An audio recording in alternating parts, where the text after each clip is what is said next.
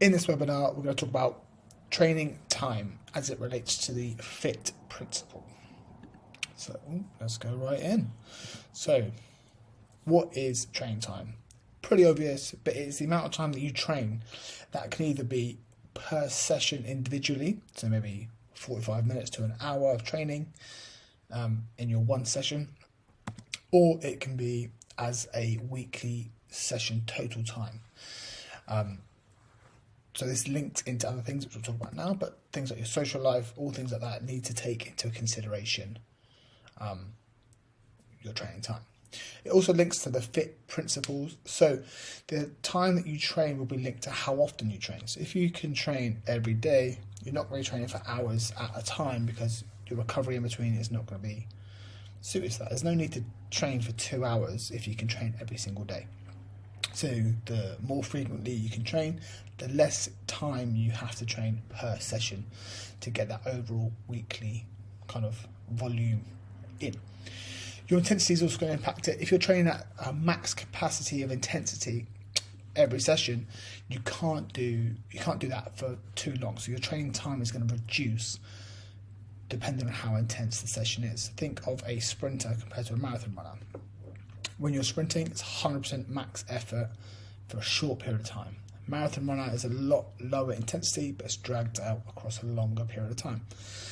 If your sessions are 1 rep maxes, big, complicated, difficult movements, the session time is probably going to be quite low. And then the last one, which I'm covering here, is training type. So again, talk about like running. Sprinting compared to marathon running is completely different to how long you're going to spend training for it. Training for a marathon, you have to do like an hour to 2 hour run to get it to practice. For that 2 hours running minimum is a good training time for a marathon. If you're just trying to be a sprinter, you don't need to spend 2 hours running. You want to do shorter bursts of higher intensity exercise. Next one. Oh, there you go. So it needs to fit in with your lifestyle. Like I said, there's no point you trying to get to the gym for a 2 hour workout session if you've got to look after the kids, getting ready for school, pick them up for school, keep up with your career, make sure you're doing the right amount of work and all these things, and then also have a social life as well, or a relationship and a social life. So you've got 4 or 5 things there that it all has to fit in. You can't do a 2-3 hour workout every single day and still be able to do all that. So it's about making it fit with your lifestyle, but also about making it optimal for your goal.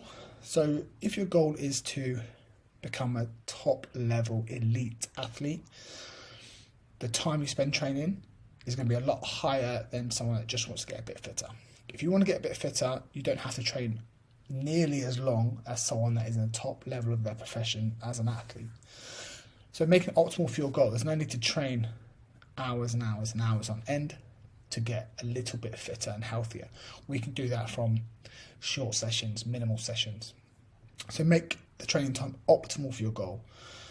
And that can also include overtraining. If you train for too long all the time, your recovery is not going to be as good as it could be, and therefore your quality of training sessions isn't going to be as high as if your training sessions were a bit shorter.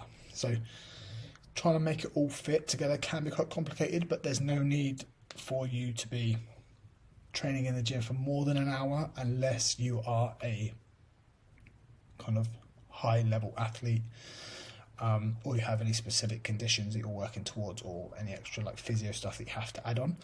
There's no need to be training for over an hour for the majority of people. That can change depending on training age, ability, kind of endurance. All these things can play into it as well. But generally, an hour is enough time for most sessions. 45 minutes if you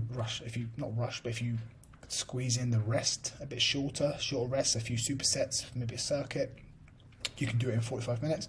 But 45 to an hour is a very good time for the majority of people to work out and still get really, really good results. So don't think you have to be in the gym for 2 to 3 hours at a time just because that guy or girl, that's what they do. If it suits their life and they get results, great.